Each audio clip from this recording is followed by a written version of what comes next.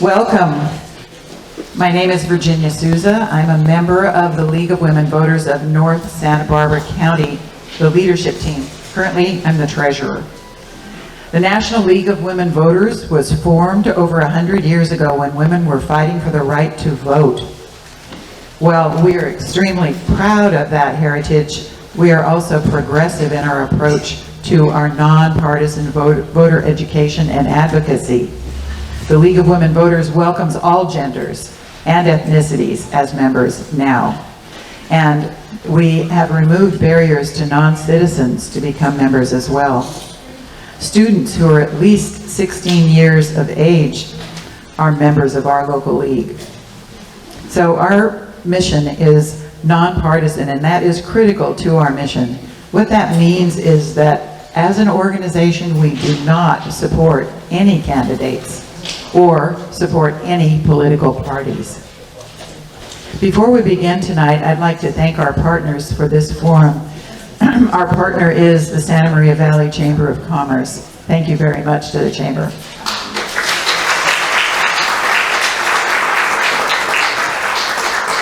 We'd also like to offer sincere thanks to our forum sponsors, the Fund for Santa Barbara, Santa Maria Times, and NAACP.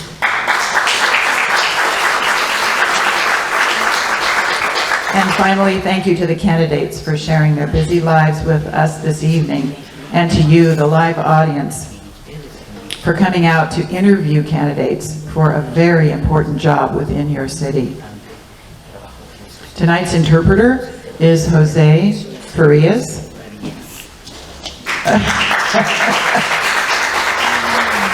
So I'm going to ask the candidates to speak slowly to make his work easier.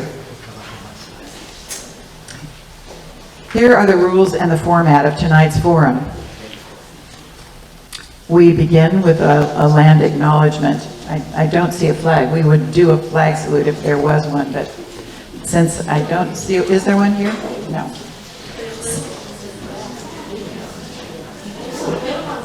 Little ones in the back, okay.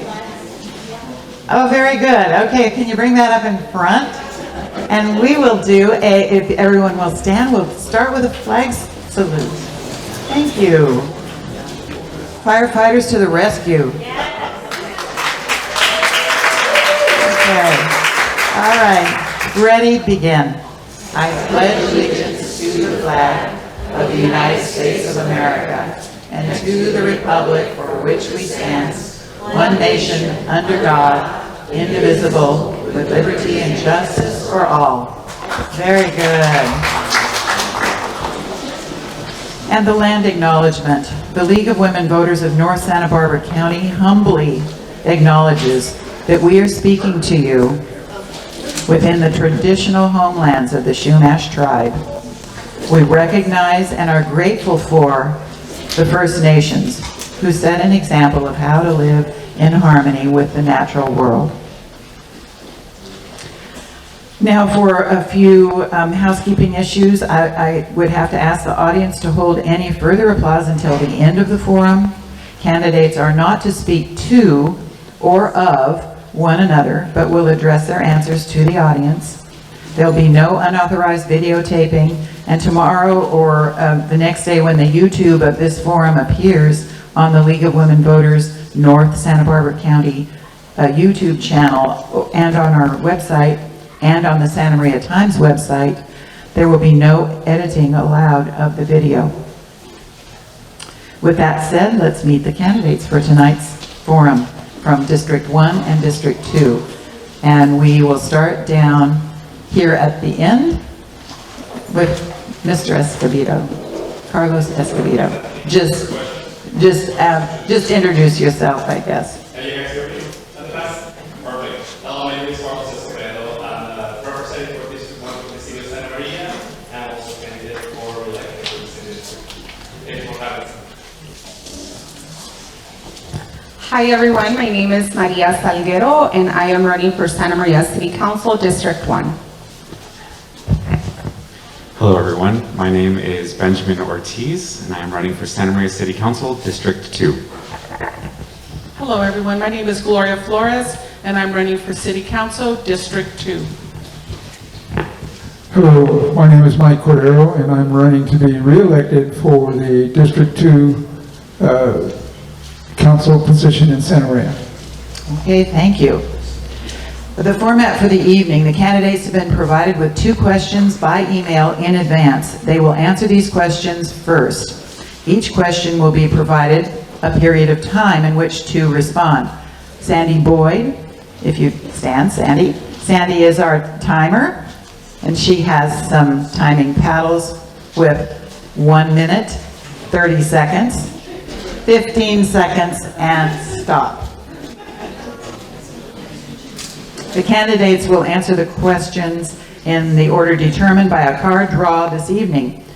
Everyone drew really low numbers, but finally it was determined that Gloria Flores was going to answer the first question and be the first person to respond.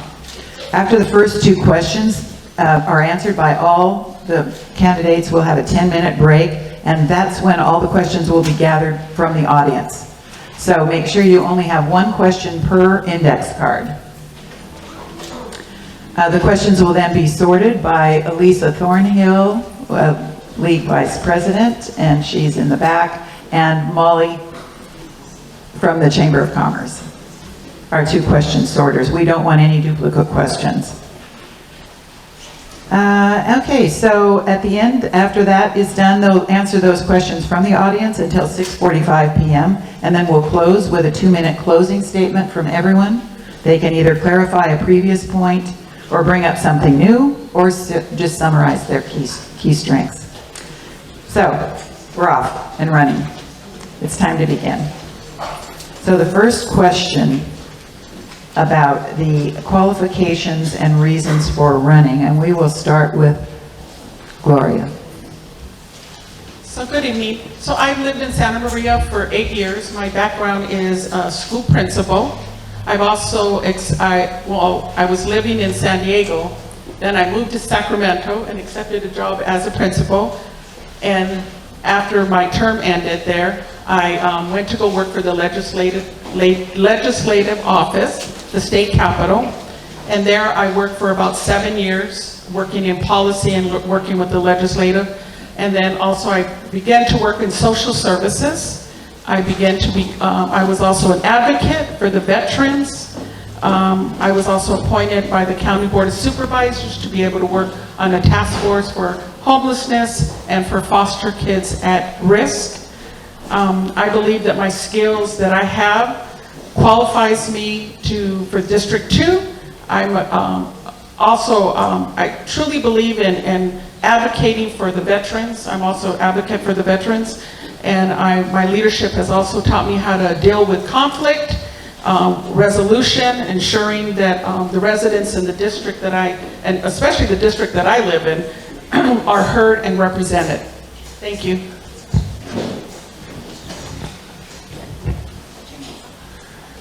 Good evening, and thank you for being here. My name is Mike Cordero. I have been living in Santa Maria since 1972. My adult life was law enforcement right here in Santa Maria. I worked 3 years in law enforcement in Carpinteria, then I came here and worked 36 years here.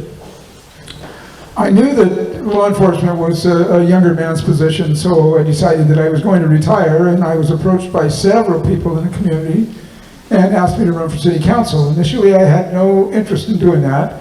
And I thought, well, so many people came, and people from different factions.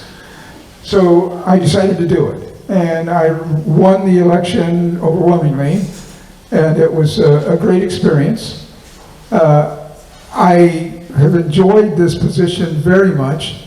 It is great to work in a community and be one of the decision makers that you can really have an influence on the direction that the city is going to go. I met my wife here. We've been married for 50 years next month. Yeah. Congratulations to her. We've been married, we have 3 adult boys. They all live here in Santa Maria now. We just got one back. He just moved back a couple of months ago from Lincoln City, Oregon. My wife is in the teaching business, and she's on the San Maria Bonita School Board, and taught pretty much all of her adult life. It's interesting to hear some of the qualifications that I hear here from Gloria, and I guess in some ways we kind of went through the same training. Conflict resolution and law enforcement falls very well, and we enjoy the challenges in Santa Maria, and I look forward to continuing on as your representative in the 2nd District and appreciate your support. Thank you very much. We'll save our applause till the very end. Carlos, we'll go to you next. Thank you. First, I want to say thank you to the League of Women Voters of North Santa Barbara County, the Santa Maria College of Commerce, Santa Barbara, the Santa Maria Times, and AACP for this invitation. My name is Carlos Escobedo. I'm the product of the American dream.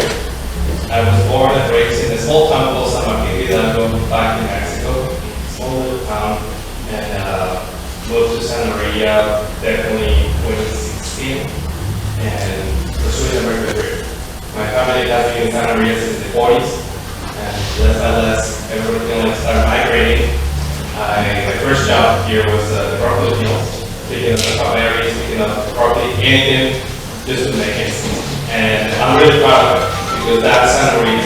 And after that, I started working my way out, working at the gas station, working as a cook, working as a cashier in the night shift.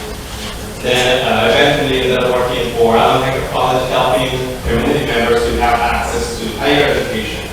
So I'm currently working with the Santa Barbara County Education Office, helping foster and mold mosquitoes to stay in school and be successful. And part of how it ended up into being a representative was the fact that I love Santa Maria. Coming from another country without just a bag full of open dreams, it's just been amazing to be welcomed in the way that Santa Maria has done it. And that has been my way of saying thank you to Santa Maria, all the work with the nonprofits, everything that I've been doing even before sitting in the council, because that's a Santa Maria side. Somebody who shows up, who volunteers their time, and who wants to be part of this community. And when I was back in Mexico, I remember a great conversation I had with my great granddad, obviously old guy. He said, I told him that I was going to the US, and he said, if you're going to do that, you got to work your ass off, hard to work, because I don't want lazy ass. And he was also, well, sorry for that, I don't like military. And on top of that, you got to give back to this community. And that's what has been my motivation to represent District 1. I'm the only council member and the candidate that has ever walked this entire district from the river all the way up to Stone. Every single house I have nothing. I have every like 3 purple shoes. But I wanted to bring that to the table, the real Santa Maria. My agenda is not, we usually go out there and tell people what they need, but what's our agenda? For me, it's about what the community wants. And that has been my journey for these 4 years. And I'm looking forward to earn the trust and keep representing the people of the district, the best district in the city, District 1, Santa Maria. Thank you.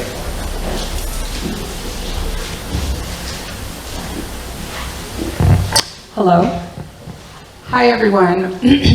So again, I'm Maria Salguero. I actually grew up in District 1. So I attended local schools here and lived in the district. I was part of the first graduating class from Pioneer Valley High School. That was there all 4 years, so we're the original class of 08. After high school, I moved to Santa Cruz to attend college. I was 17 years old and had no idea what I wanted to do, but I knew I wanted to do something, right? In 2012, I graduated with honors with 2 bachelor's degrees, and I moved to the East Coast to work for an immigration law firm. I realized really quickly that I wanted to be a lawyer myself, so I came back to the district and studied for the LSAT, and then left the state and went to law school. I have been back to the area since 2019, to the district specifically. I've been living in the district.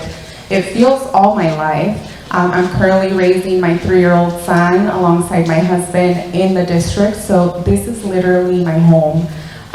For almost a decade, I've been representing members in our community, vulnerable members in our community, as a nonprofit attorney. So that means that I get to represent people free of charge. And throughout that experience, I've been able to see the many, many factors and the many, many issues that expand past a legal case. And, you know, I also, very much like Mr. Cordero, had no intention of running for public office, but I think once you are in this work of advocating for the community, for me, this became sort of a natural progression. And, you know, looking to run for city council for me is an extension of the work that I've been doing for almost 10 years, which is to represent members in our community and to push forward policy that actually changes lives. So I'm really excited to be here. I want to thank all of you for taking the evening to hear us talk and to share a little bit about why we are running, and thank you again. Hello, everyone. Again, my name is Benjamin Ortiz, and I'm running for District 2. I was born and raised here in Santa Maria. The district that I'm running for is actually the same district that I grew up in, so I have a very personal connection to this district and to this community. I wanted to start by sharing 2 skill sets, experiences that I will bring to City Council that will make me an effective council member. The first is related to my education. After I graduated from Pioneer Valley, class of 2010, I went to UC Berkeley, where I studied city planning. City planning is an important set of skills that is currently unrepresented on City Council and is something that I would uniquely bring to the table. It is also, in my opinion, very necessary for an effective City Council. Because of this education, I understand how our physical environment, the city that we build, impacts our social and economic everyday life. As your council member, I will guide Santa Maria to a better future for our neighborhoods, for our community, and for our economy. The second experience and skill set I'd like to share is related to my career. For the past decade, I've worked as a software engineer. It's a career that I began by teaching myself how to program. I worked around the clock and after hours to learn the skills necessary to be successful in this career, and it's paid off. And it also shows that I am capable of learning new and complex skills rapidly. In addition, these days, I work on a team in my career. And as everybody knows, teams don't always agree on everything. So I have regular practice and I have skills that make me an effective collaborator and effective at getting things done in a group. As your council member, I will collaborate with City Hall and with other council members in order to guide the city to a better future. Altogether, I will use these skills and experiences to fight for and prioritize the residents of Santa Maria. Thank you. Thank you very much for that question number 1. Question number 2. We're going to give you a little bit longer if you needed to answer this, 4 minutes to answer this one, because it's a 2-part question. Discuss the top 1 or 2 challenges you see facing your district right now and over the next 4 to 8 years. And how will you use your role in City Council to help address these issues? And this time we'll start with Mr. Cordero. Michael.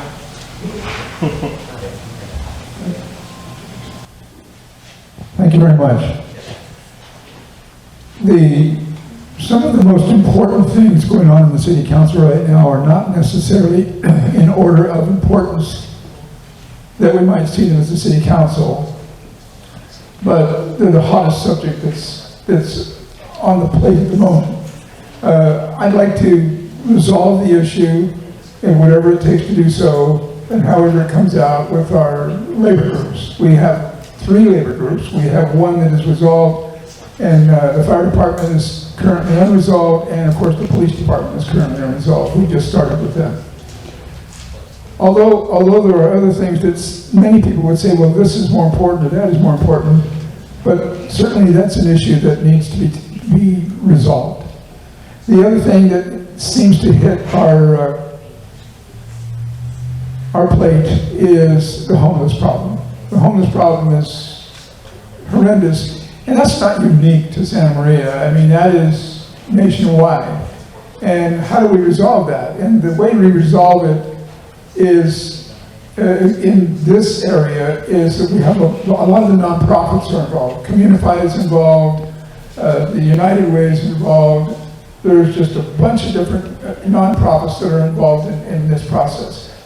The current methodology is that they're trying to get these people surrounded by resources, we call them wraparound surrounding, and give them options that they can work with, get them jobs, get them education, get them homes, get them someplace off the streets. And that is what we've been trying to do. Now, I can tell you that the United Way has been responsible for well over 100 placements of homeless people into permanent housing. And that may not seem like a large number, but it's a large number to those of us that are in the business of trying to take people off the streets. Those are very difficult to deal with. Some people don't respond. They have a different lifestyle that is not commensurate to other people's lifestyles. Some of you in this room, perhaps. But they're human beings, and they deserve certain considerations that we need to try to help to give them and get them off the streets and into permanent housing.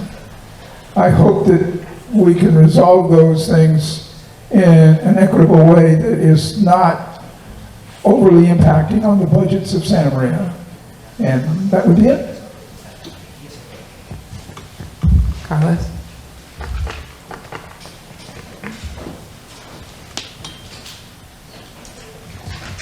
Yeah, this is the flyer.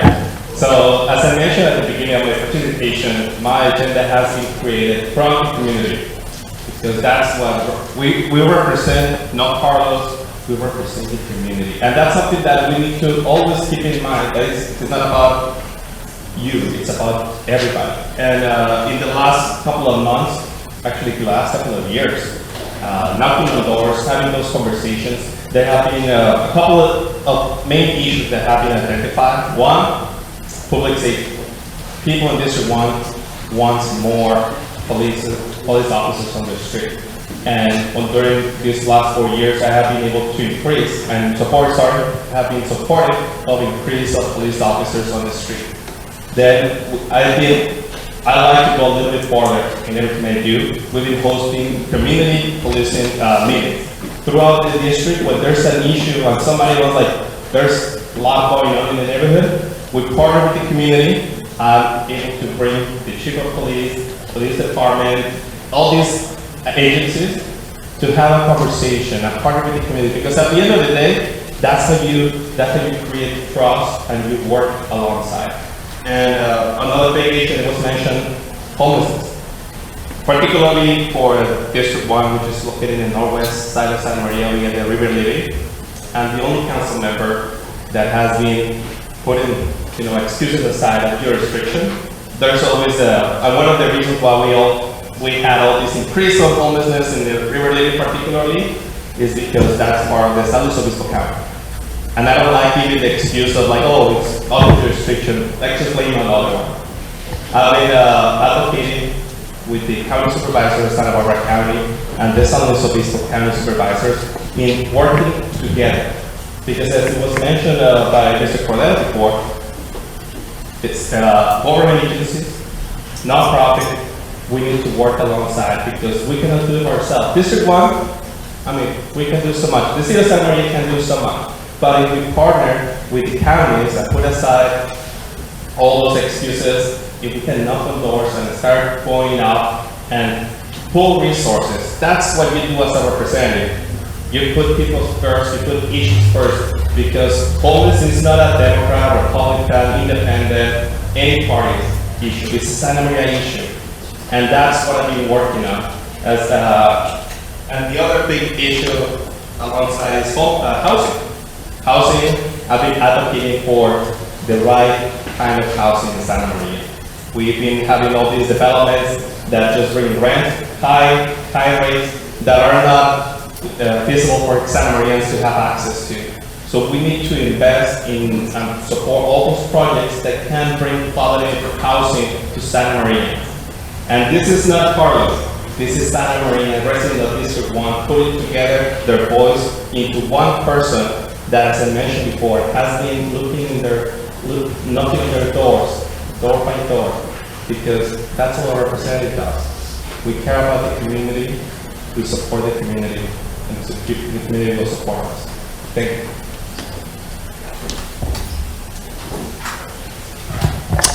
Okay, so for me, one of the biggest issues, like Carlos mentioned, in our district is homelessness. So District 1 borders the river. And as many of you have seen, when you drive into Santa Maria, when you're going southbound, it's full of people that are living in inhumane conditions. And that is not acceptable. Currently, the city of Santa Maria has no plan, has no budget, has no intention to do anything about homelessness. And I understand the value of nonprofits. I myself am president of a local nonprofit that addresses homelessness in our community, but that is not the solution. There needs to be more, and we need to be accountable. And as city council, I will be accountable. I will actually do something. It's not just about going out to the river and handing out waters. That's not why people elected you. People elect you to do policy work, to actually get things done, to move people from the riverbed and get them into permanent housing. And that's going to require a lot of different actors, just like anything else, right? But it requires more than that strategy. And it requires someone to say, at some point, someone needs to stop blaming the county of Santa Barbara or the county of SLO or Caltrans or these private owners and just say, we need to do something about it. These folks are out living, it's raining, it's cold. If we feel it inside our warm homes, imagine what they are feeling out in the dirt, right? You go out, I grew up, like I said, I grew up in District 1. So I grew up taking walks on the river with my mom, who's in the audience. I have a 3-year-old and I don't feel safe doing that now. And I've also been knocking on doors, and specifically the people that live by the riverbed have complained in large amounts of how people are breaking into their homes, that they're stealing their bikes, they're breaking their hoses, like they're taking umbrellas and doing this and that. And I tell them, the city has no plan and we can do more. And we don't have to reinvent the wheel. The city of Goleta currently has a plan in place, and I look forward to looking at other models that other cities have implemented to take accountability and have a homelessness task force within the city of Santa Maria that actually takes accountability and says, how do we organize all of these different actors that are already addressing homelessness in our city and actually push meaningful change forward. It's not just about taking people out of the riverbed. It's about making sure that these people have a job, making sure that if they have substance abuse, that if they have mental health issues, that all of those things are addressed. So and I believe that that's why it's something the city hasn't engaged in, something the council hasn't engaged in, because it's complex and it's hard work, but I'm ready to get it done.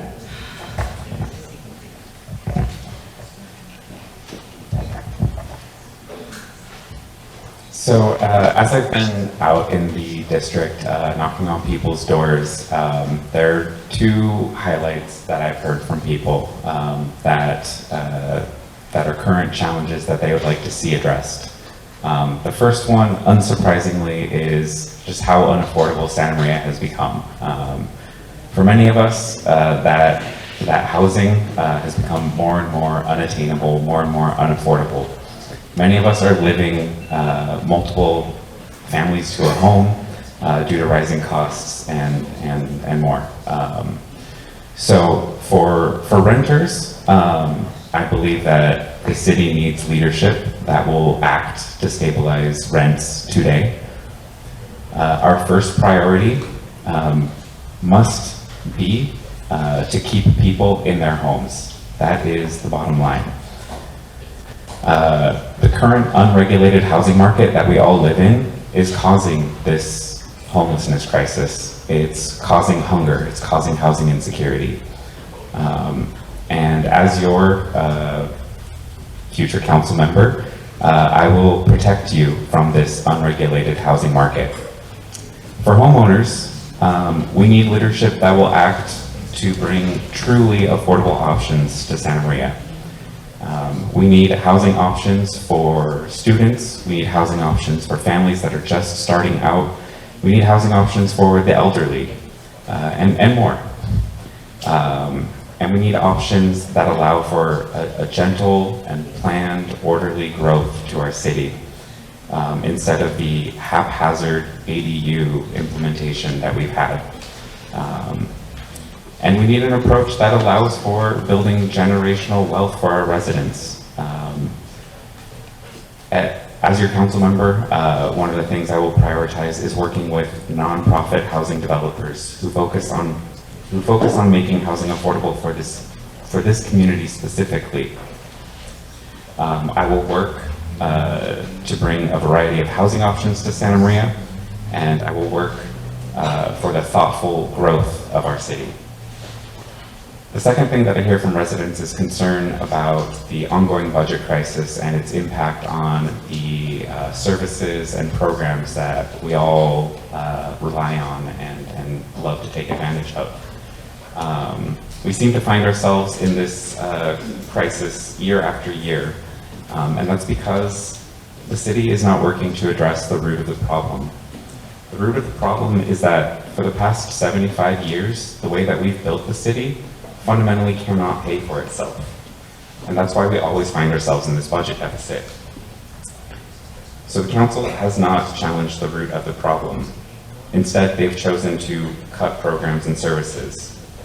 Because of my education in city planning, I understand how these problems are interrelated, and I will work to address the root of the problem, so Santa Maria can consistently pay its bills, expand programs and services, and create more opportunities for community members.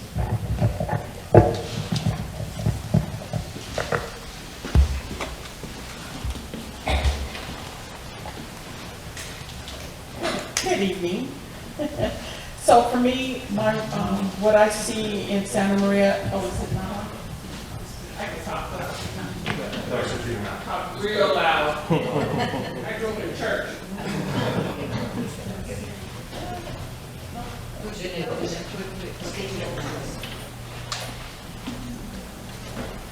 Hello? Hello? Yeah? Okay. All right. So I see so many things, just being here in Santa Maria, some of the needs of our community. And for me, affordable housing is a big issue because I see that Santa Maria is experiencing rapid growth. And we have affordable housing is a persistent issue here, and especially in District 2, because we have low-income families. We want them to stay in District 2. I don't want them to move. If I'm elected, I'm going to push for policies. I'm going to push to see that we can help them. First-time buyers, why can't we help them buy a house? We need to be able to help them to stay here in the city of Santa Maria. I would advocate for policies and encourage affordable housing development programs that will assist our people here in Santa Maria and District 2. Another challenge that I see is homelessness. It's a public safety. I see that there's a lack of resources. We need a wraparound program for our homelessness.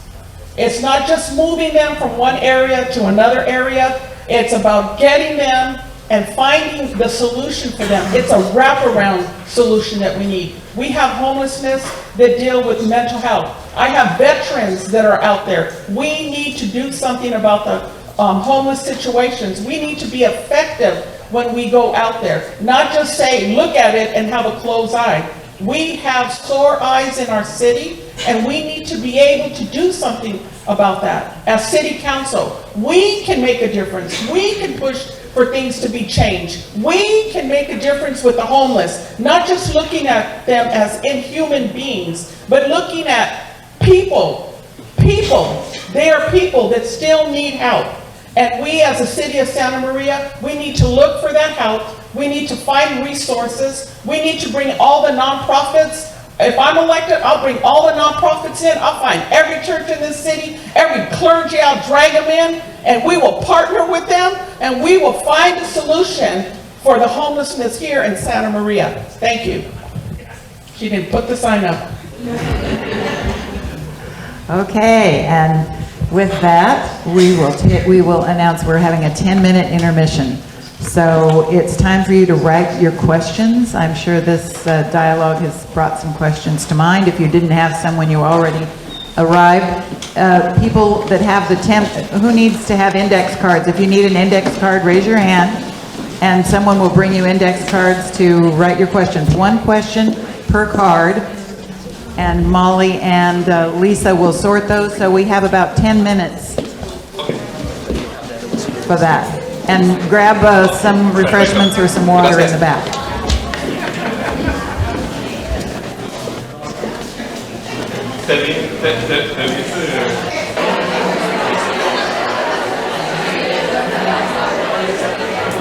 Okay, we're ready to start.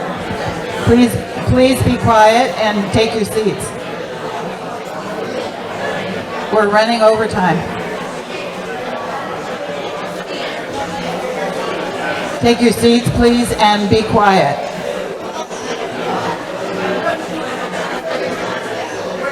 Children.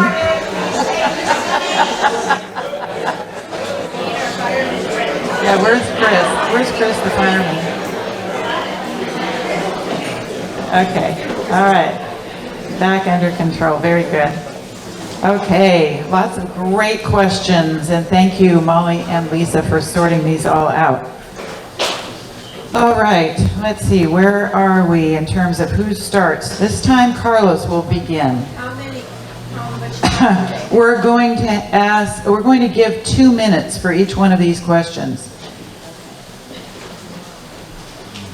All right, timer's ready and candidates ready. Carlos, you'll be the first, and this is our first question.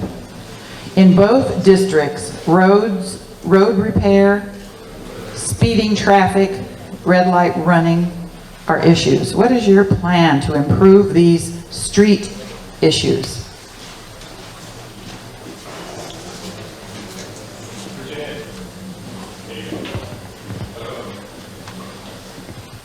Hello. There we go. Did you say the street improvement and those two items? Or just a speeding? Traffic, road repair, speeding traffic, But basically it's two items. The street repairs, okay. Great question. I think it's one of the things I'm really proud of since I got into council was that since the time I voted for our budget, we increased double the street maintenance. Yeah, of course, it's easy to say that they're destroyed. I mean, we just invest last year $2 million repairing Gloucester. We increased on railroad, two of the main streets that are used by the Santa Marians, all of us. And there's more to do, of course, but there's a lot of challenges that comes along with that. One is that money is never enough just to get a sense of we need at least 10 times that amount to keep it as it is. So one of the other challenges that we have is that vehicle electrification. So every time you pump gas, you pay a tax to the state.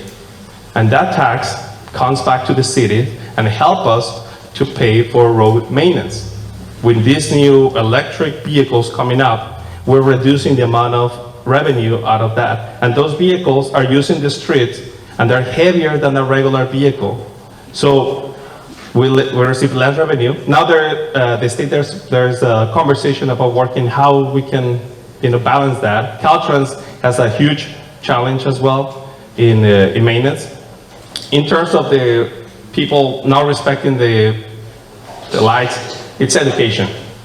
I mean, definitely one of the things that I've been advocating a lot for is to have more patrolling, more police officers, and so it's more likely to catch these people. Because if there's no consequences, people will keep doing it. And unfortunately, as we have seen, there's people that has been taking the life of others because there is reckless and irresponsible driving. So, thank you, and yeah. So I think that when it comes to road repairs and even speeding tickets and running red lights, all of that has to do with the budget, right? It's how do we have the money to fix our roads, and how do we fund the departments that keep things in order? And in order to do that, we have to look at the city budget, and the city has consistently been in a deficit for over 10 years, 10, 15 years. And it's because the city council has made decisions without much foresight. And I'll give you an example. During COVID-19, the city took a grant and hired a whole bunch of staff. When that grant money was done, the staff is still here. So now the city has to figure out how to pay the staff, and that money that could have perhaps gone to fixing our roads now has to go to supplying, the income of these staff members. So as city council member, I will have the foresight to think ahead, and not just in the immediate needs, but in the long-term needs that the city has. And our roads, maintaining and keeping the order is definitely one of the things that you have to think about when you're making a decision today. I want the decisions that I make today for my son to reap those benefits when he's older. And I think that all of you would like the same thing as well. So that's my opinion. All right, yeah, so this is a good question. There's two aspects I see to it. I think we've talked a little bit, or I've talked a little bit about the foundational budget problems that the city has, and I just want to explicitly say that relates to the condition of our roads. So by addressing the foundational issues with our budget, our roads will improve. The other thing I wanted to say was around speeding and traffic and all of that stuff. With my background in city planning, this is something that I am well versed in. Many approaches to these issues involve adding, new lights, new flashing lights to get you to notice the speed limit. But these are all solutions that don't work, as we all know. Solutions to traffic and speeding need to change the shape of our roads to make it safe by default, to make the speed limits enforced by default. You don't need somebody there watching you to keep you in line. The road is designed to keep you at a safe speed limit. And so with me on city council, you would have somebody who is aware that there are other options than just a flashing light, and would be advocating for safer infrastructure. Hello. So for myself, I see it off of Donovan, the roads, the traffic. I see people speeding down Donovan, speeding down the street that I live on, Vicky Avenue, just racing down there, and speed bumps aren't going to change it. You can put all the speed bumps you want. You can put all the signs up that stop. People aren't listening. We have to do something different. Our streets need repairing. The streets in our city need to be fixed, and we need to stop saying we're going to fix them. We need to look at the budget. We need to prepare for that. as city council, I would make sure our streets are fixed. I remember we went to a meeting for all of us that were running for our districts, and they gave us a number.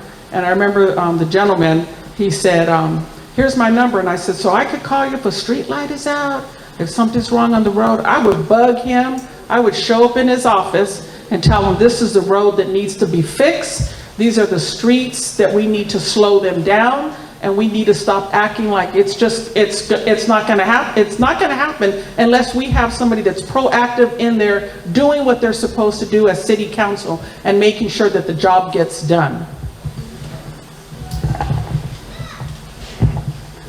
Thank you very much. Let's talk about the roadways first. The roadways, for those of you who may not know, just the roads in Santa Maria, to rebuild them would be about $1 billion. That's the investment that we have.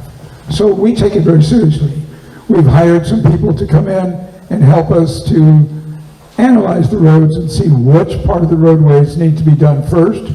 And then there's a group of people that do assess that. And so it may not fix the one that you want fixed or that I want fixed right away.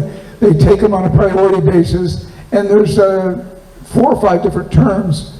There's the pothole that we're all familiar with, it's just a big hole. Then there's something called alligatoring, and there's several different things that happen. There's some very smart people that do this stuff all the time, and they decide, as a rule, which ones we're going to fix first and which ones are most in need and dangerous. Traffic enforcement, having done that for a number of years, most people only do those things when they take a look around and the cops aren't there. So they're probably going to continue to do that stuff if that happens to be their kind of activity. So you're not going to stop that. You know, that's going to happen because you get people that are just going to do it because they can. Good, strong enforcement. Enforcement doesn't necessarily mean writing a ticket. Enforcement means just that, to enforce it. Stop somebody, talk to them. Maybe you don't want to write them a ticket. Maybe you do. But enforcement is what it is. And the best thing for that is education, folks. All the enforcement in the world isn't going to cover over education. Educating these kids in our schools, in the newspapers, in your homes, education will change that result.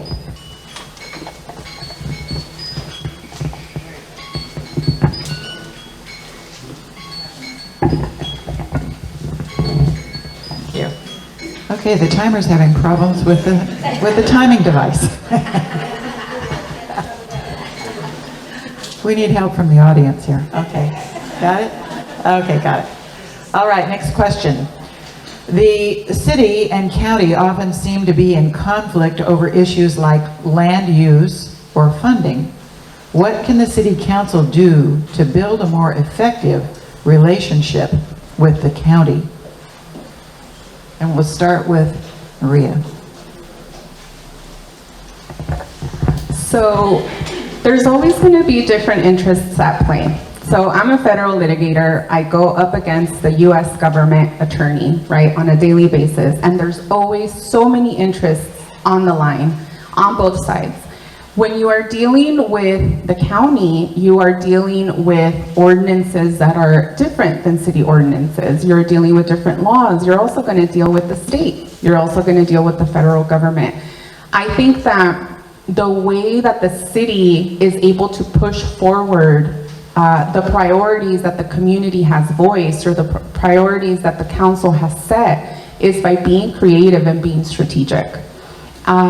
You will always have conflicting interests at play, like I've mentioned.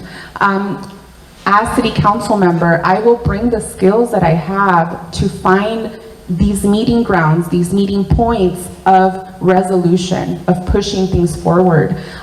When it comes to the county has a lot you know, their resources are a lot different than the resources in the city. And as a city, we have to be creative even in our relationships with the county and with the state, and always looking out to see if there are any grants or any other benefit that we can bring to the city. So it shouldn't be seen as sort of with animosity, as even if your conflicts are directly, you know, in conflict. If your interests are directly in conflict, it should always be with the intention of removing emotion, removing, you know, your personal opinions about it, and seeing where is the meeting ground. How can I objectively come to a conclusion and to a resolution?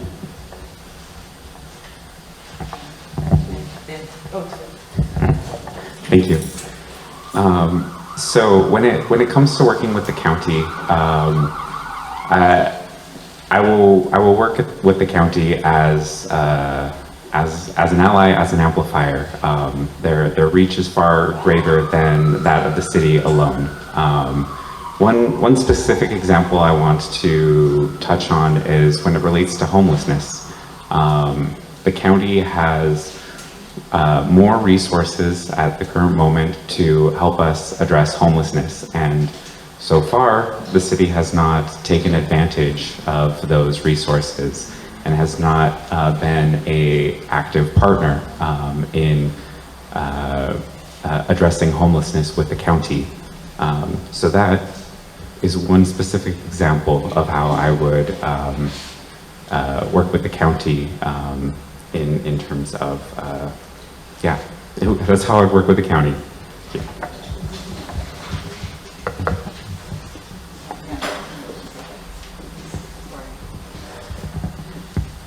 So the county and the city, or the city of Santa Maria, needs to work together in order to accomplish what we need to accomplish here.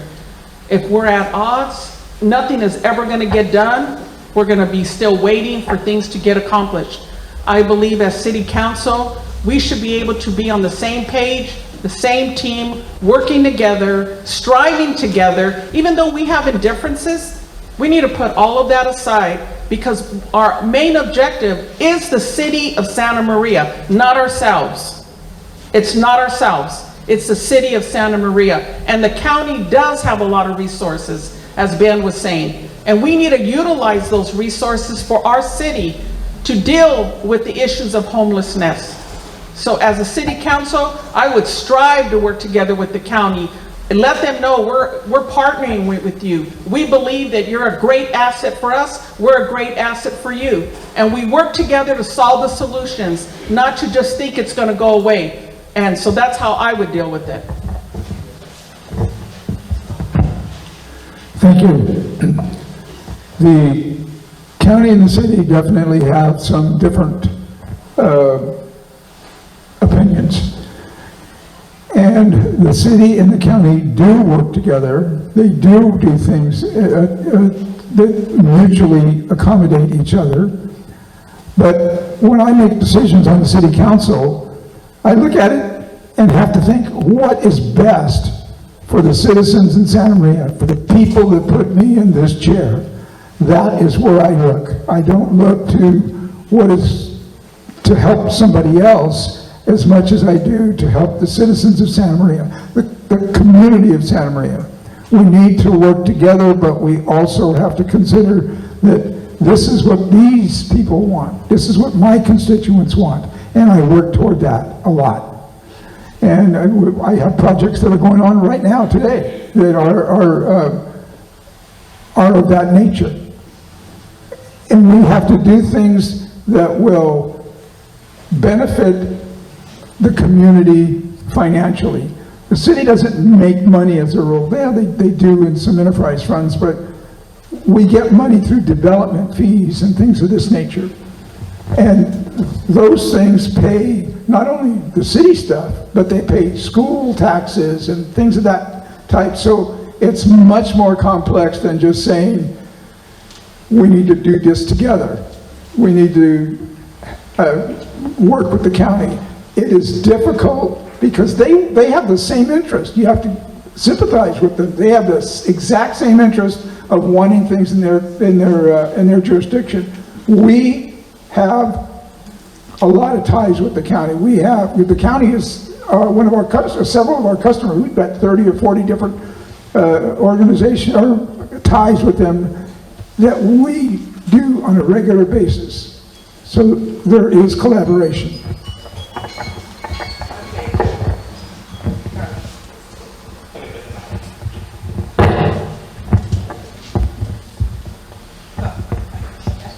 Thank you.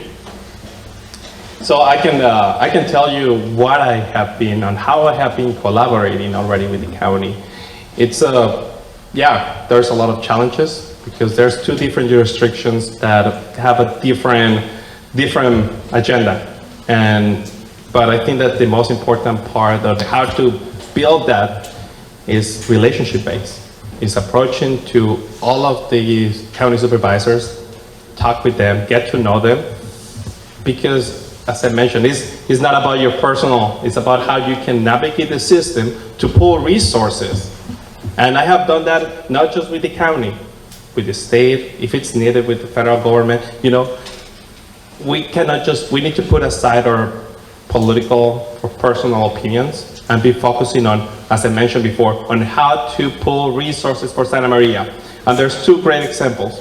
One, the sport complex has been talked about for years, maybe decades, about the need for a sport complex in Santa Maria. I've been championing to bring $1.5 million in funding from the county of Santa Barbara to make that a reality. We already purchased the land, and it's gonna come to Santa Maria, and it's gonna be located in the west side of Santa Maria. So it's not about, it's about how you can create this connection so you can bring resources for Santa Marians. And the second one is homelessness. As I mentioned before, the only council member that has personally been reaching out to the San Luis Obispo County supervisors, to the Santa Barbara County supervisors. I've been on the side talking with people, because that's who they are. And it was mentioned before, is people with feelings, people that need help. So that's how you make things happen, is when you collaborate, because there's a great saying that says, if you want to go fast, go by yourself. If you're going to go farther, go together. Thank you. Thank you. We have, looks like we have 3 more questions, and we're going to go over a little bit, so I don't know that we'll get to all of these. This question is, how will you facilitate affordable rent/housing? And Ben Ortiz is the first candidate. How will you facilitate affordable rent/housing?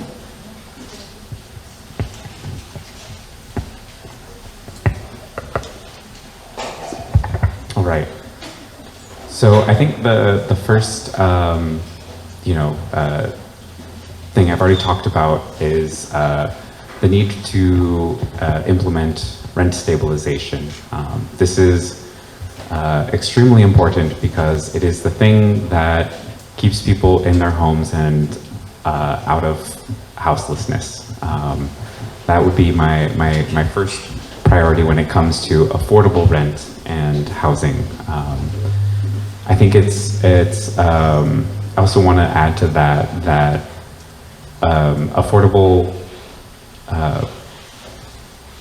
affordable, actually I'll move on from that. So for affordable housing, as I've mentioned, there needs to be many approaches to make this happen. One is collaborating with nonprofit developers. When you have development that does not need to turn a profit, you have more affordable housing. When you have housing that is more suited to different life stages, students, elderly, just starting a family, living on your own, whatever it is. When you have housing that's made for you, it's much more affordable than having to pay for sort of the average 3-bedroom home in any situation. So I would be working towards changing our every city planner's favorite word, changing our zoning in order to facilitate more affordable housing.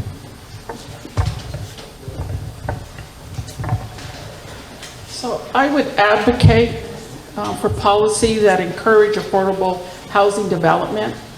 I would also work with nonprofits, and I would seek state and federal grants that would help us with affordable housing, because we don't want the people of Santa Maria to move out. We want them to stay here.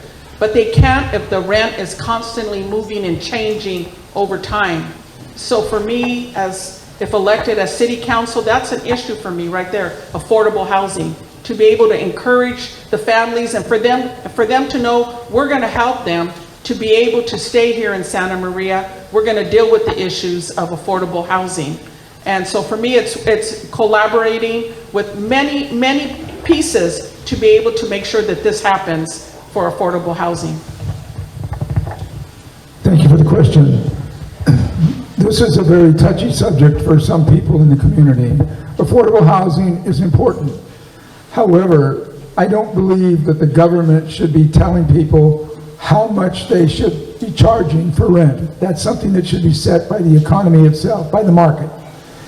And that, if you start doing that, somebody's going to pay for it.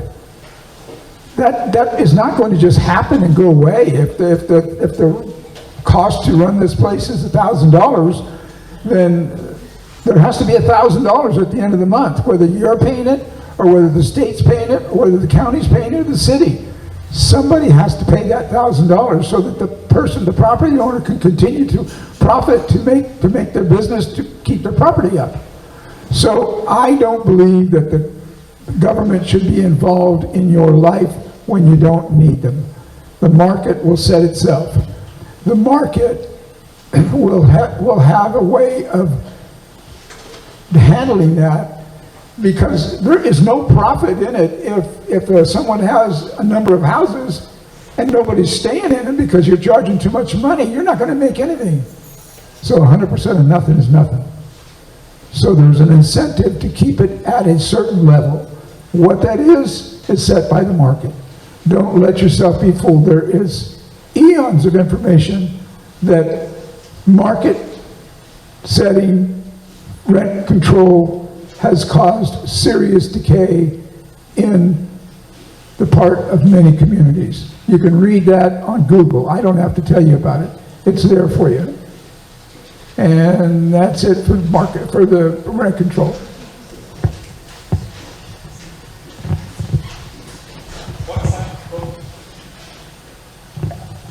What's actually affordable? That's a good question that nobody has, everybody's trying to figure out what's affordable housing. And during the last couple of years, I have been the only council member that has officially and openly opposed giving incentive to out-of-the-town developers. And that's developments that just bring market rate, high rent, that do not help our community to improve, to fulfill the American dream of owning maybe in a small apartment, then maybe another bigger houses, and so on and so forth. And it's not been, I've been the only soul and the sole voice in the council that has been opposing that. And because there's different ways to reach to affordability. And one is to get the right kind of housing in Santa Maria. We cannot afford to give money away for taxpayers' money. So big developers can build the house that basically a good chunk of Santa Maria cannot afford. So that's one way to really address the issue of affordability in Santa Maria. Thank you. So I want to start off by saying that I'm the only candidate running for Santa Maria City Council District 1 that is fundraising money that is not supported by PACs that preserve landlord and developer interests. So when we talk about pushing for community-based affordable housing, we have to really think about who is backing our campaigns and what is our motivation. right? We talk about the Vernon Group as being a bad, example of subsidies and giving away city money, and yes, but the council missed an opportunity to, one, be creative and to negotiate a good deal with developers, because they are for-profit developers that are going to be profiting tremendously from city resources. So why didn't the city ask for more? As city council member, I won't wait till the very last minute when voting is happening to bring up these issues. I will be strategic. I will push forward these negotiations from the start, because when you already have community input that is telling you we need affordable housing, there is not enough affordable housing, that should already be an issue that is in the forefront of your mind in these negotiations. And the city can do better. We should not be handing away, taxpayer money to for-profit developers, but we also have to be strategic because we need affordable housing. So how do you blend those two issues and come to an agreement? Thank you. Next to the last question, and we'll start with Gloria this time. We're back to Gloria. This is a good one. How will you address the gang activity in your district? I've worked with our, when I was in Sacramento, I worked with the gang task force. I was able to address some of the issues that were there, and I see here, being here 8 years, I see the need for youth that are at risk. We have to be able to come up with a solution for our young people so that they're not enticed to join gangs that are already out there. There's enough gangs here in the city of Santa Maria, although some people say there's not. Yes, there is.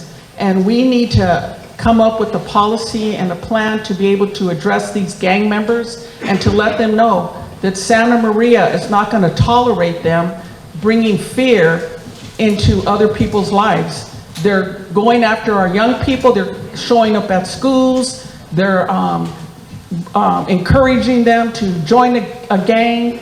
And so for me, it's all about setting up a task force that would be able to go into the schools, to set up clubs in the schools, to help the young people in school to find other resources. Having soccer is great, but we need other outlets for our young people today so that they don't feel like gangs are the solution for them, that that's their new home. We need to go after them and let them know, and that's going to take a whole community, law enforcement, everyone to join together to let them know Santa Maria has zero tolerance for gangs in our city.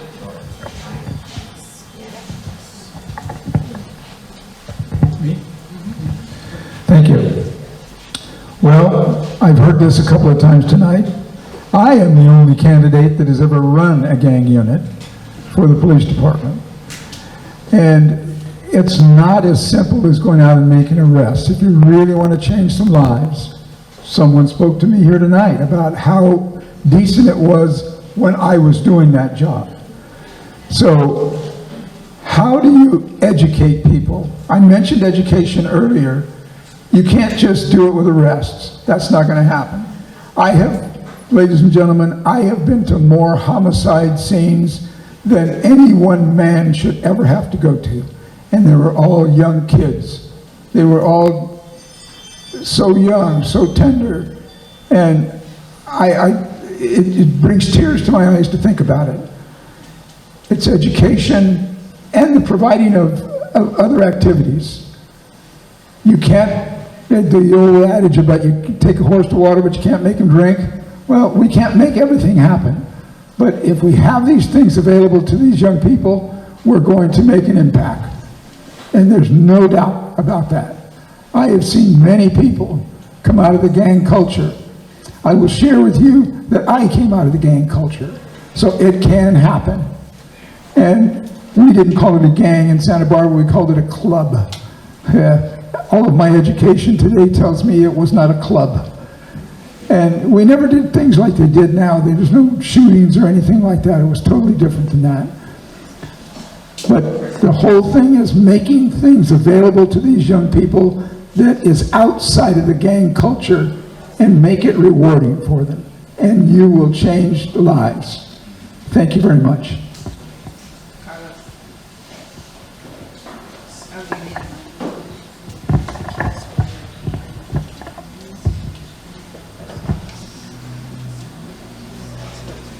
as you guys already had figured out by my accent, I'm not from this area.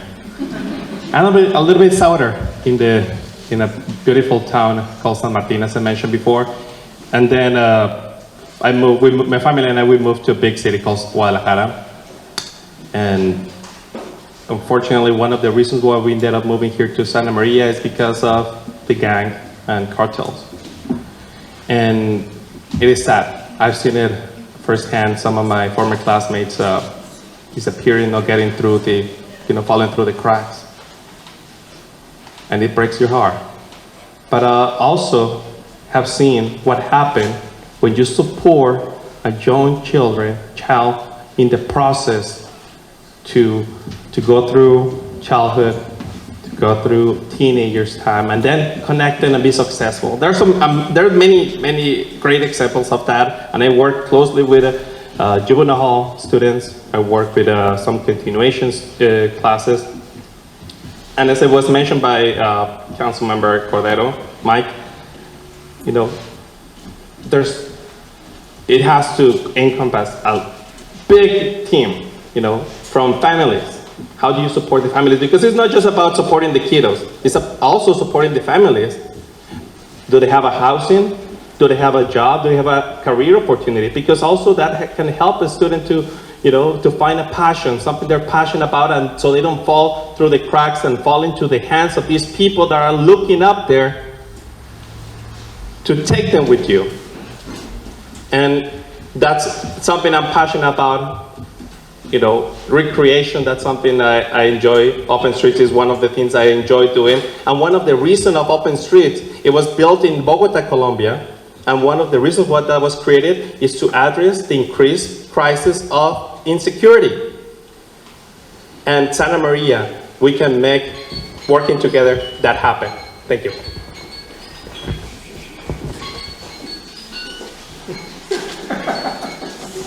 Uh-oh. See, Carlos, what happens?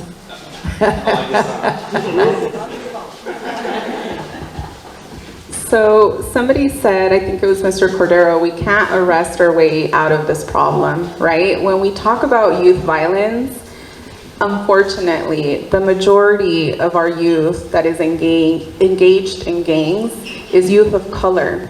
District 1 is the district that has the highest amount of youth of color and people of color just in general. So I know that it's a prevalent issue in District 1, and it's unfortunate. It's really sad to see, they're kids, right? We talk about like, oh, they're like these gangbangers or whatever. At the end of it, they're kids. They're kids that have needs that have not been met, whether it's housing, whether it's education, whether it's attention. I mean, there's a whole array of issues that need to be addressed for our youth to not be inclined to be involved in gangs. I am endorsed by our local unions that have apprenticeship programs. When I graduated high school, I was told you need to get out of here, right? There's nothing for you here. There's nothing for the youth. And I think times are changing, and we have to support apprenticeship programs that are alternatives to, the traditional college-bound idea that we all have for success for our youth. There are so many other alternatives that our youth need to see. There are examples of other professionals of color that our youth need to see that have made it. I'm the first in my family to graduate high school, college, and the first lawyer in my family. And it was hard work, It was hard to search for mentors and for people to look up to, but times are changing. The room is filled with young professionals of color, and there's just so much that can be done to support our youth. They're kids. They just need help.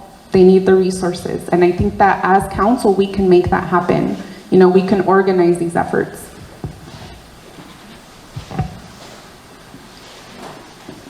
So I've said a number of times through this that when I'm looking at addressing a problem, I'm looking at addressing the root of the problem. So when it comes to gang violence in Santa Maria, I take a holistic approach. I'm looking for the root.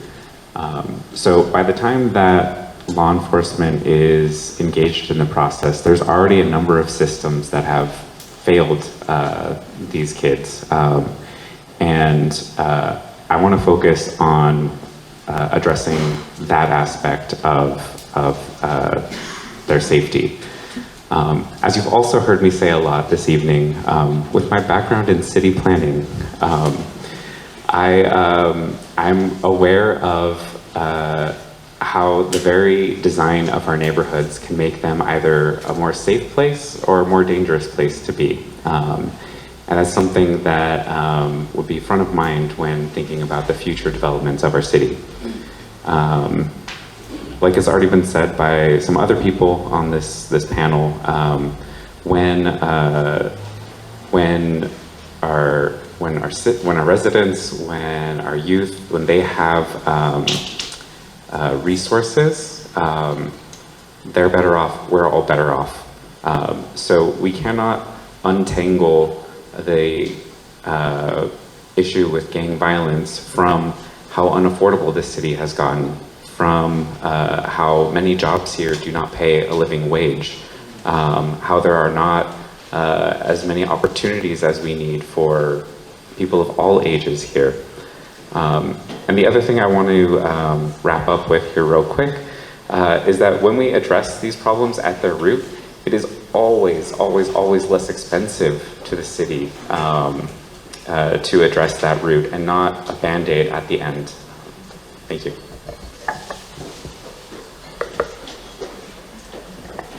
Last question, and the hardest one probably. Oh, Carlos, I think you'll be the one to answer, or Mike, were you the one?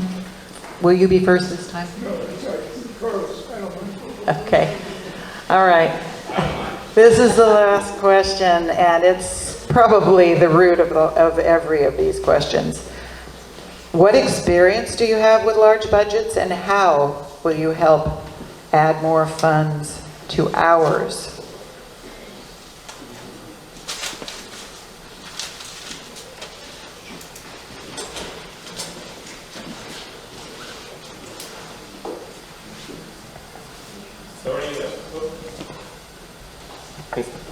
Can you hear me? There we go. During the budget, budget process, we knew, and I've said it publicly, openly, we knew that we were going to be in a really tough situation. We knew that, the end of last year. And since then, step back. You're a council member.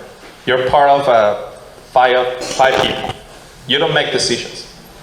You have to be able to strategize and build and get those at least 2 votes. Always is, the goal is to get all of you guys together, but at least the 3 of you, the 3.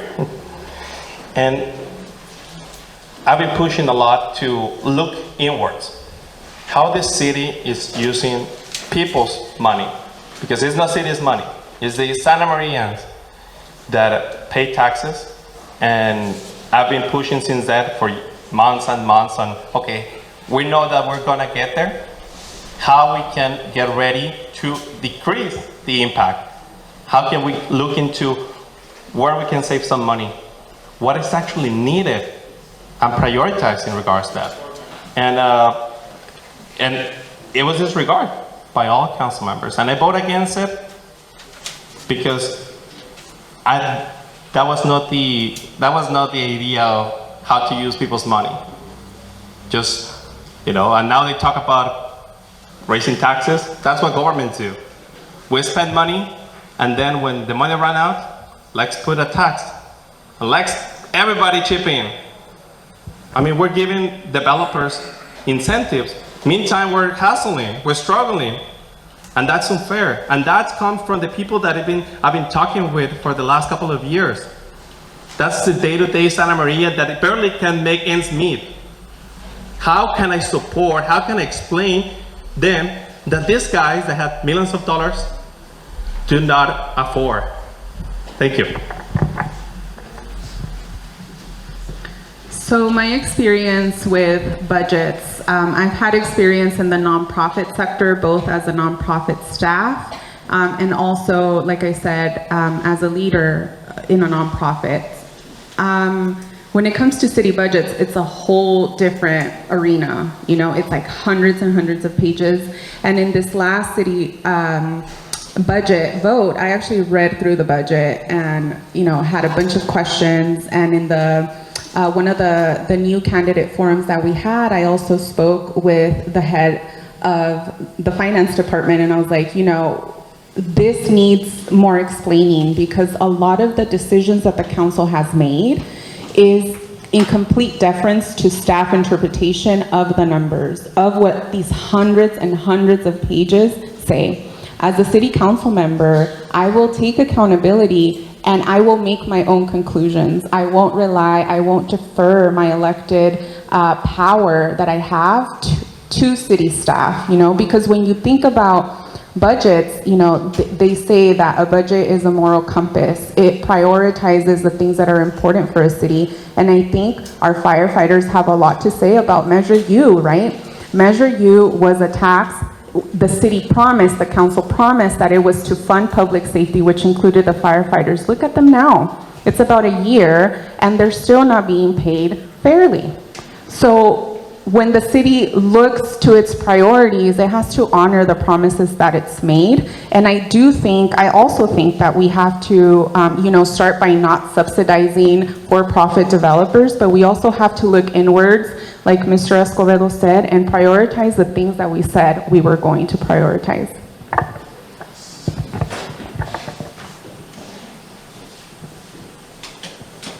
All right, so when it comes to the question of dealing with large budgets, I'll readily admit that it's not something that I deal with in my day job. And I think it's important to recognize one's own limitations when it comes to this work. This isn't something that any one person can do alone.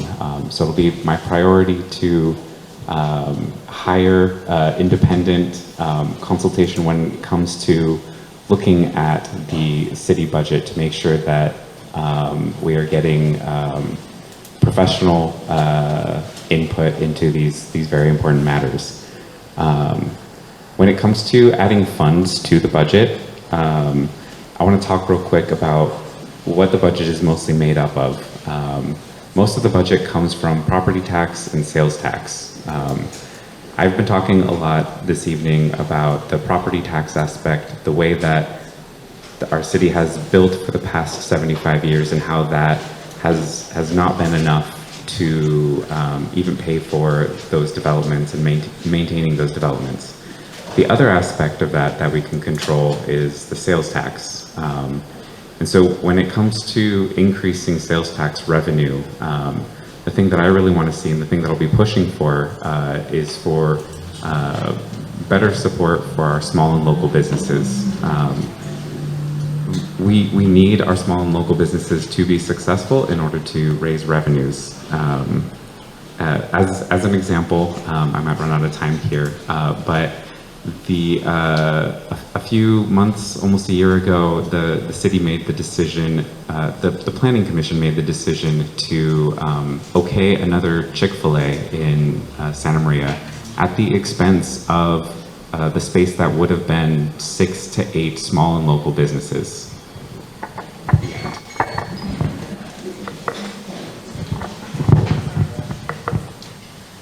So for me, the budget is something very personal because I think as city council, we should know what the budget is.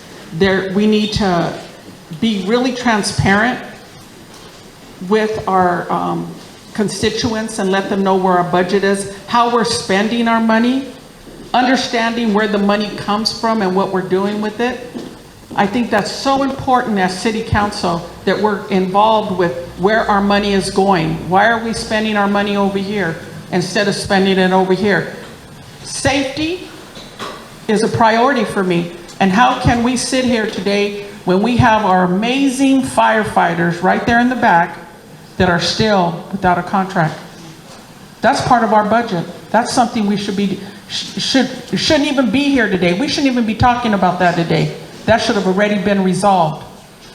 So the budget is huge for any city council because that is something that we need to work for. We're talking about safety in our community. Every time I live by the ambulance, every time I hear an ambulance, I think of our firefighters and all that they put on the line for us. And I want to say thank you.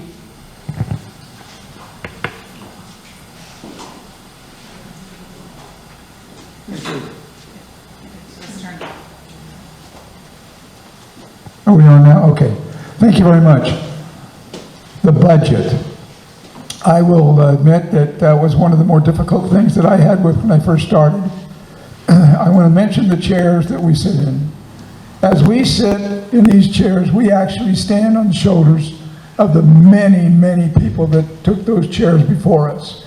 And let me say something about them. I've heard some criticism about them, about how we did this for the last 75 years. Santa Maria, during the worst economic times, the pandemic that we can all remember, we went through that and never laid a person off because of our budget. We did take a person out that was choosing to leave, and we reclassified a person. I think that's amazing. And we did that with the existing budget that we had. So our budget abilities are much more capable than some people may think they are. And we need to recognize that as an achievement.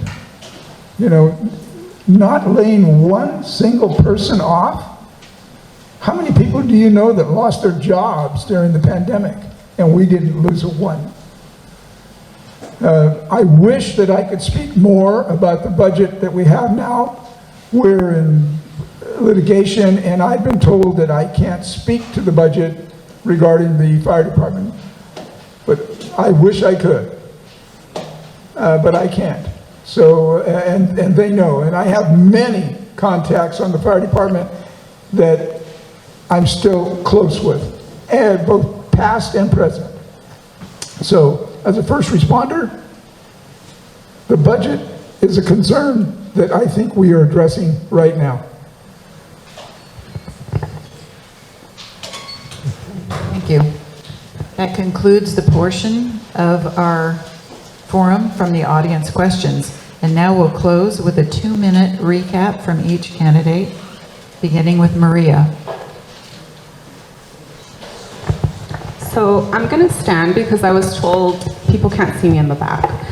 In these last 2 minutes, I want to thank again everybody who came here to listen to us talk today.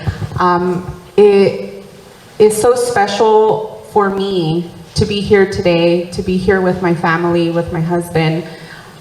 You know, my parents came to this country many, many, many years ago from Sinaloa, and they came with nothing but the desire to thrive, right? And here they are, you know, my brother's here as well. There's a lot that needs to be addressed at the city council, and I can tell you all the skills that I have to address them, but at the core of it, I want you to leave knowing that I'm grounded in this community, that this is my home, that this is where I grew up, and this is where I'm raising my son, and this city is special to me. And I want to just say it, even if I'm not elected, you know, this November, I'm going to find another creative way to continue doing this work, because it's not about the position, right? It's not about the fame and glory and the photos as the flash goes off. You know, it's about doing the work. It's about putting community first. How do we put community first? So I, again, want to thank you all. And my name is Maria Salguero, and I'm running for Santa Maria City Council District 1.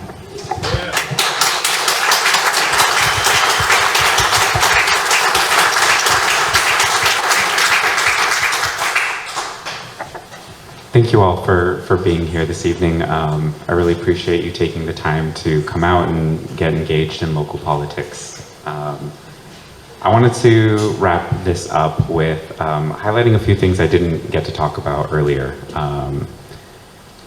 I am a very community-focused candidate. Right now in the campaign, you know, that looks like knocking on everybody's doors and listening to people's input. But I want to be clear with you all here now, that doesn't end on election day. That will continue. In addition, I plan to hold regular roundtable discussions and meetings and just finding more and more ways to be a proactive, to be proactively accessible to the community. I think it is very important that elected officials make themselves available in this way, and I'm embodying that. I also want to leave you with one last thought, almost a call to action. I want to ask residents to ask for more. The city has been giving us the bare minimum for far too long. Demand more. Demand that your council members meet you where you're at. Demand that your council member believes in a future for Santa Maria. A better Santa Maria is possible.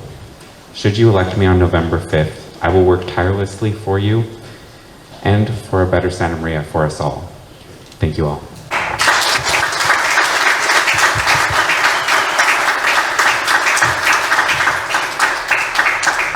I also want to thank everyone for being here. My amazing husband of 47 years. He's such a lucky guy.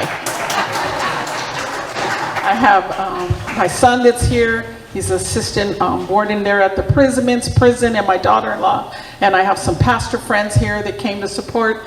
And I'm just so grateful to be here. I feel very honored to be part of sitting up here with the city council, and I'm just excited about what is happening here in our city. Some good stuff is happening. My whole platform has been, it's time for change. And I truly believe it's time for change in 2024 for Santa Maria.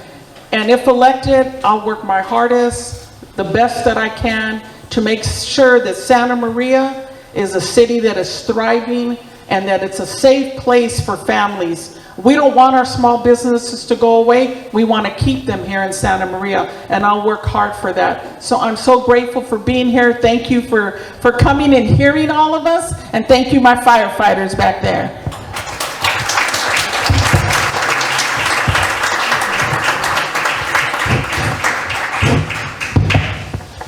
Thank you. I want to start out by saying that Santa Maria, I was born and raised in Santa Barbara, but Santa Maria has always been a part of my life. My family members lived in the government housing out on the airport at the back of Waller Park. And we come up often. I didn't know what that meant, and had no idea that I would come back here someday to work. The important thing is that we continue to move forward, and we are moving forward. We're moving forward with a number of different projects that are going on. We're bringing housing in. We've brought businesses in. While I've been on the council, we brought AT Still in. AT Still is a college university that is teaching the medical field. We've involved ourselves more closely with the Hancock College, with the Chamber of Commerce. All of those things are important. That's proven. That I don't have to ask you to go anywhere to prove that. It's proven right here, right now. I'm tested already. My commitment is unwavering. I raised 3 children here in Santa Maria, local schools. My wife has dedicated her life to education. I've worked as a first responder that has required things that most people cannot really understand. It's not a PSD kind of thing, but the exposure that I've had over my years sometimes causes me to think about, did I do that? And I'm proud of what I did. And I want your vote. I want to come back to the city, and I want to work for you. And I hope that you'll consider just doing that. It's time for us to move on to the next step of where we are here in Santa Maria. And I can take you there. Thank you very much.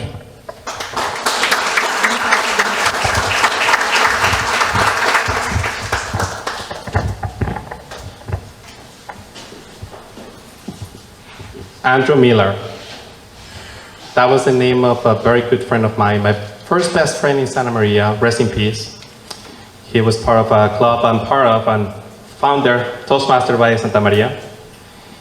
And he gave me one of the best gifts you can receive from a person. He was this guy that would be up there picking up trash, cleaning this, cleaning that, and he was doing well. You know, he would have good income, but still he was up there picking up trash, doing all these sort of volunteer work. And one day I asked him, "Why do you do that?" And he said, "Carlos, in Santa Maria, like in life, you first need to invest in the community, and the community will invest back at you." And that changed my perspective of life, because, you know, when I got into the candidate race in 2019, I show up to that door for the first time, bringing a lot of experiences, actually helping Santa Maria. And now I wanted to do more, and got into politics. But not to be a politician, but a public servant, because I love this community that had welcomed me and my family in such an incredible way. I want to belong to something bigger than myself. And for that, there's no way for me to repay that to this community, to this country. And when I became US citizen 1 year before running for office, down there in LAX, in LA, sorry, in a convention center, there were like 2,000 people, and the judge asked us one question: "You guys already made it, so now you have to make a decision. You can be another one in this country, you know, you're on the other side already, or you can give back to this country that will welcome you." And since then, I registered to vote, and it will be an honor to keep serving Santa Maria as your representative for District 1. Thank you.